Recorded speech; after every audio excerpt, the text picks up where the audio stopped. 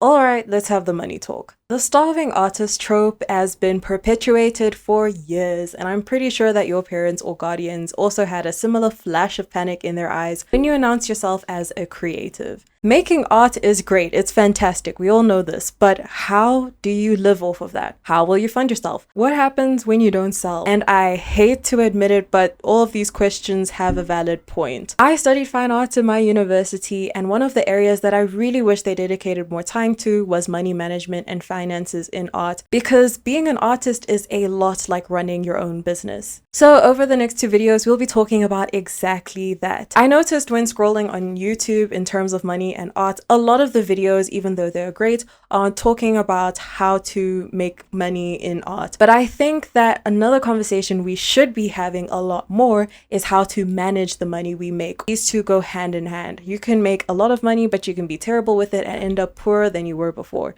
So in this video, we're really cracking on that, especially as young creatives, so that we can set ourselves up for financial success in the future. In the next video, though, this is a two-part video for now, I will be talking about how to make money as an artist. Side hustles, startup businesses, all that kind of thing. I am thinking of making one for more stable jobs, so employed positions in creative industries. Also want to see that, make sure you like the button down below, like the button, click the like button. There you go. Just a very strong disclaimer, I am not a financial advisor, I'm 21. But these videos are filled with all of the lessons I have learned throughout the years and all of the mistakes I've made, especially starting my career as an artist professionally. So I'm really hoping that all of what I have learned and the mistakes I've made can benefit, especially for my younger audiences. So if you are about to enter into the adulting world like me, or are just trying to get a head start or get a brush up on financial skills, especially with your personal finance, this is the video for you. Sup howdy, welcome to my YouTube channel. I'm Rumboy, yay! For those who don't know me already, I'm an artist and I make videos just about that, so if that interests you, you might want to hit the subscribe button down below. If there is one thing that I have learned as a young person trying to manage money, is that it is not so much how much you earn, but what you do with what you earn. So in this video, I want us artists to tackle the concept of money management because it has a large influence on our artistic practice, a lot more than you think. Making budgets for your art materials, paying for applications, or entering into events, and all these different factors come into it. Even charging or figuring out how much you should charge for your artworks or your art pieces. A lot of what we do starts to revolve around money, especially if you're trying to make it into a career or some way to sustain yourself financially. But as much as I see so many good and very knowledgeable videos on how to make money as an artist or how to financially support yourself, I think we should be talking a lot more about money management. So this video may have some of the secrets to habits you can create to ensure your future financial success as a creative. Although that this video is geared or directed to my fellow younger artists, a lot of this is very general, if not all of this is very general. So if you are just a university student in a different degree, or if you aren't even studying, you are just in matric, going into university or going into the working field, genuinely this video is for everyone because everybody is going to have to deal with money at one point or another. But before we get on to this video, make sure you like, subscribe, turn on post notifications so you're notified when next I upload a video. It is December now, which is crazy. And at the beginning of this year, I wanted to see if I could reach 5,000 subscribers by 2024.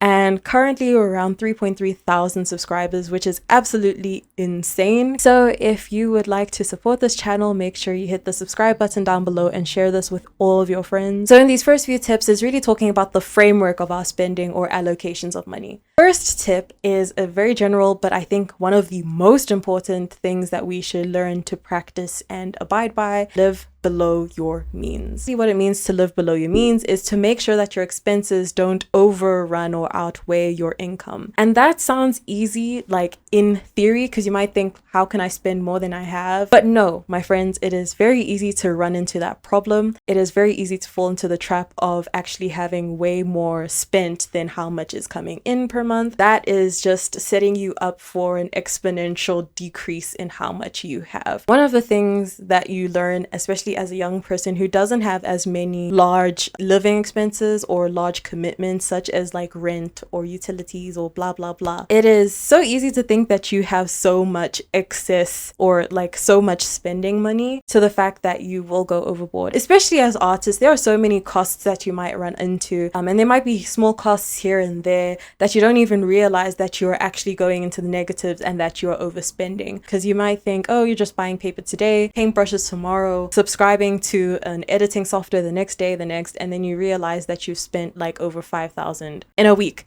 And you might think that's crazy, especially as a young person, but it is so possible. We have to make sure that we are not overspending so that we are saving for what we really need. And here is how to avoid that. Have a budget. Not only have a budget, to follow it. Budgeting is just basically setting up a plan on knowing where you're going to allocate your funds for each month or week or year. I think a monthly budget is the most convenient. If you are new to budgeting and you don't know how to allocate your funds, or you struggle with keeping to the goal amounts that you have set for the month, then maybe stick to having an arbitrary ratio instead of specific numbers. So for example, a highly recommended ratio to have as a budget is the 50-30-20. 50% of your income dedicated to your needs, 30% to your wants, and then 20% in savings. So needs can be expenses that are unavoidable, have for day-to-day life. So this is toiletries, this is food, this is rent if you are renting a place or you are,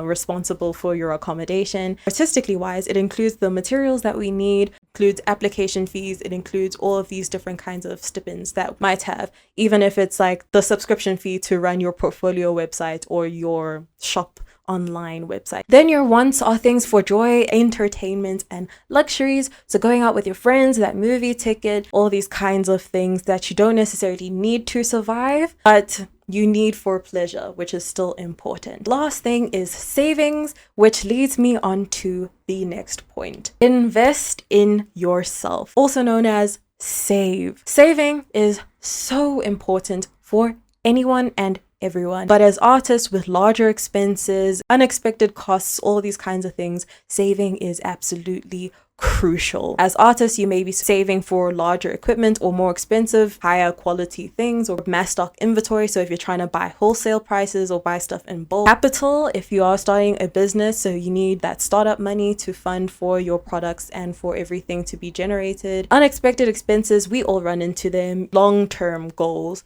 that are allocated or will be used further on in the future. So if you're younger, maybe saving up towards a deposit for your future home or your future rented apartment, saving up for a car, saving up for XYZ, a very big trip or a very big exhibition that you want to do in the future. Another thing that people save up for is an emergency fund. And I think this is one of the most important things.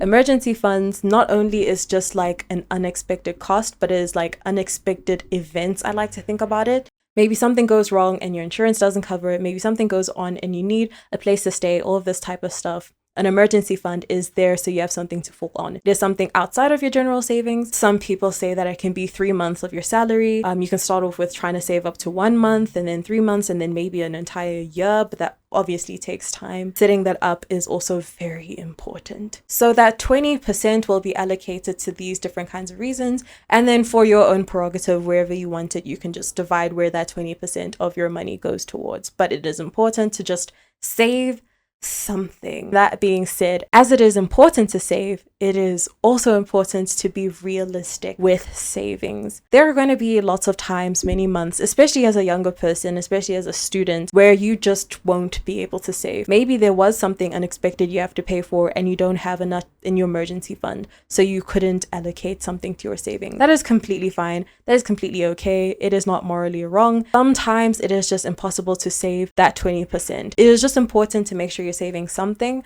but you're also making sure that 50% to your needs, making sure that your needs are still comfortably being met. As much as we're saving for the future, we also have to make sure that we are being okay in the now, especially the wants. I think that's like something that people are scared of spending on. And of course, it's much like harder to have if your income is not that much and you really just have to allocate much more to your needs. But having stuff that are for entertainment value is still very important. It's still important to treat yourself once in a while because we're not robots. So that being said, here is just a few tips on spending habits that are helpful, especially as younger creatives and younger artists. Seem like very small actions to take, but really do help in the long run. The first one, never, ever, ever, ever, ever go to the shops or shop online without a list, especially when it is in sale season. I know Black Friday just passed. That is a trap. That is a huge, absolute trap for you to overspend.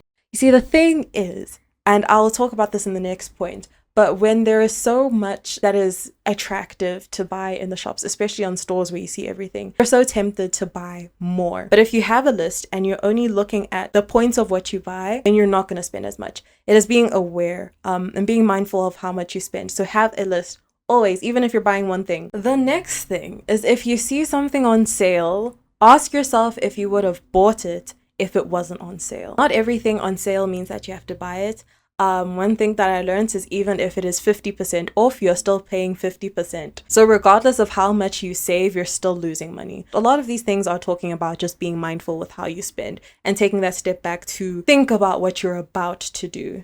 And if you were intending on buying that thing, that's great. But if you weren't and you just saw the red sticker, think about it. Similarly, a 2-for-1 special still makes you spend more money. The buy 3, pay for 2 makes you spend double of what you were going to buy initially. If you only wanted 1 bottle of paint and they said if you buy 3, you're going to get 1 free, you still spent twice as much as you were intending to spend for that day. All of these sales, I'm just saying, just be cognizant of how much money you wanted to spend for that day. The next one is loyalty cards are your friends. Apparently there's like a weird stigma around having a lot of loyalty cards at different stores. I don't get that. Ignore it. There are a lot of good savings when you have loyalty cards. Quick disclaimer, I'm not talking about store credit cards. Those ones, if you don't know how to use them correctly, just don't. I'm talking about the free ones. It's just about racking up loyalty points so that you're able to save on future items. Loyalty cards are your friends, especially as students. Sometimes it is better to go for a lower priced thing that is of lower quality, and other times it is better to save up and wait until you can buy a higher priced, higher quality thing. And you have to learn when to use each of these different principles. I used to be of the case where I would just save and always get a higher quality thing, but I realized that no, that's not necessarily the case. Sometimes we have to be okay with lower quality things because we don't always have the luxury of waiting to save. Last one, which I think is like also one of the most important ones as a younger person, is to not try and keep up with the Kardashians. You do not need every single gimmick. You do not need every single art product. You do not need every single type of material. You absolutely don't. You don't need the latest clothes. You don't need the latest phone case. All of these small items, you don't need it. It's not necessary. So it is great if you want to like stick to trends and that's like how your style is or how you like to explore with your art. But don't stick to it too much because you'll find that when the trend dies out, then you're not using that item as much and it's sort of like a waste. So sticking to things that are timeless, things that will last long, things that you enjoy aren't just because you are following a trend and you don't actually think you'll use. So a lot of these tips, as you've seen, are quite universal for everyone, but I think as artists, it's important to have your money management or the flow of money in your business set up in a way that it leads you towards financial success before you've even started. And although these tips and lessons were made from me and my friends' experiences throughout the years of developing ourselves and going through adulting and setting up our artistic careers, I think that it should be very helpful and very practical for us all to learn from. So I really hope you were able to take some guidelines to think about how you're structuring your finances, especially going on into the new year. Because before we can talk about how we're going to make money, we should make sure that the structures that the money are going to flow through are stable enough that you're not just going to drain everything at the first sight of your first check. So in the next video, I will be talking about different side hustles and avenues that us as young artists can go into if we want to. But for this video, I'm going to end it off here and say thank you so much for watching this video. If you like the video, like. If you like me, subscribe, comment down below, all that fun jazz. Till then. I like to be educated, but I'm so frustrated. to my loneliness.